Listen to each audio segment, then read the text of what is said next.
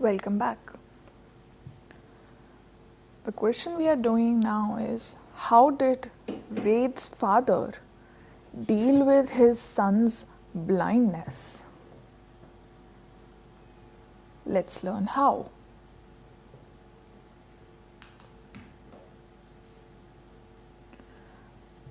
Ved is saying that I remember other little tests my mother put me through. But one day, she perceived that just before I arrived at a closed door, I would stop and reach for handle to open it.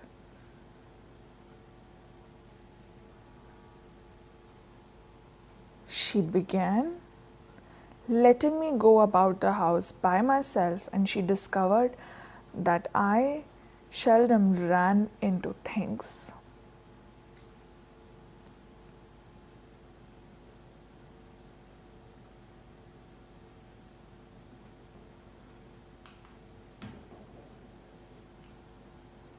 She used to shake her hand before me so that myriads of pores next to, below, and above my ears could feel her hand even when it was a foot away. The air crans helped me to spot it.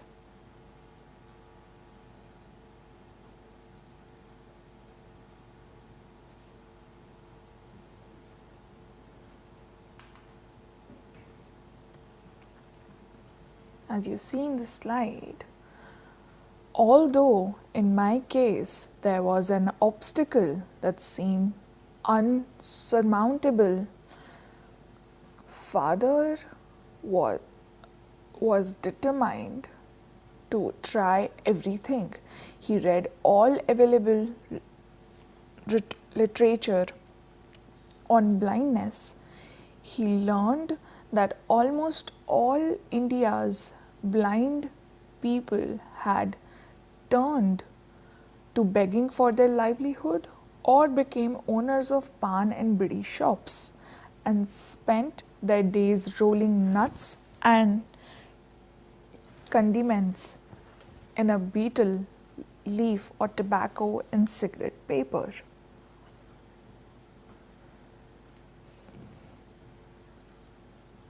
And did all these things. There were no one who were doing higher education being a blind or achieving something.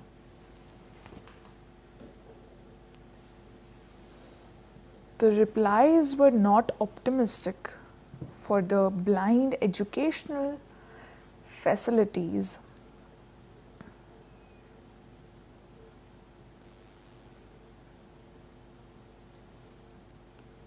And personnel were limited.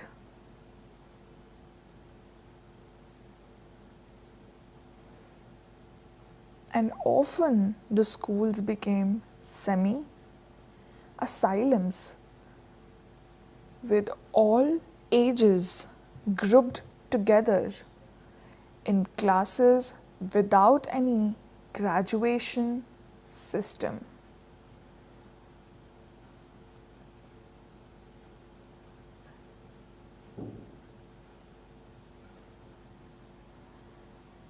There were no value of those classes because there was no proper system.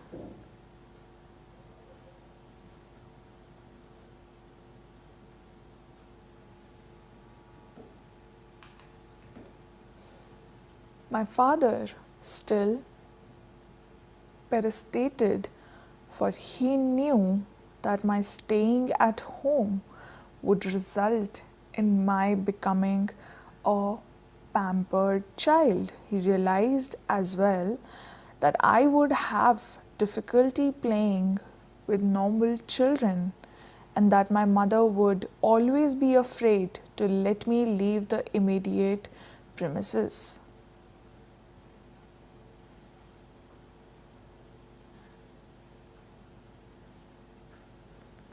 Which would not let Ved open up.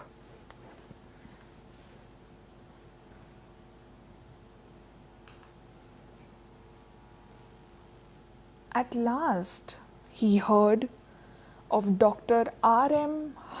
Haldar,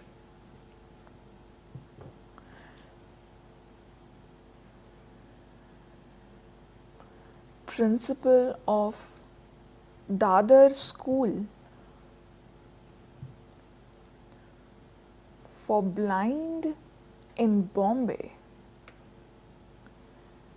My father heard about him, so he wrote him asking for advice.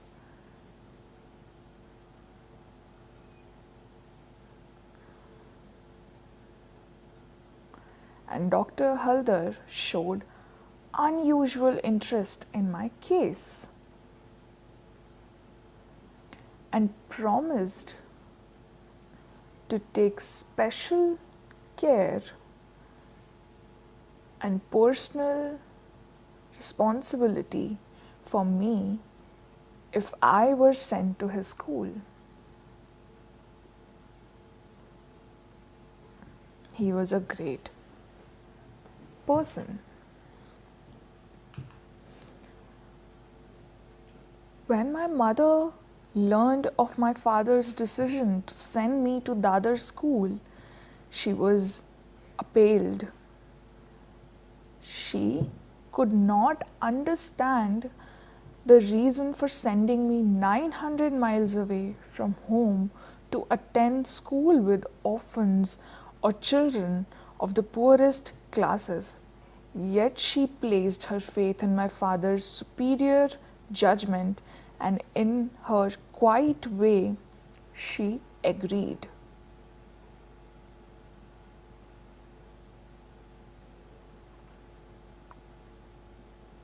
And she had to accept it.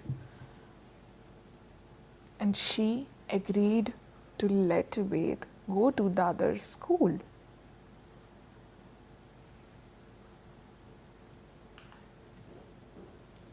As you see in the picture, this is Ved Mehta presently.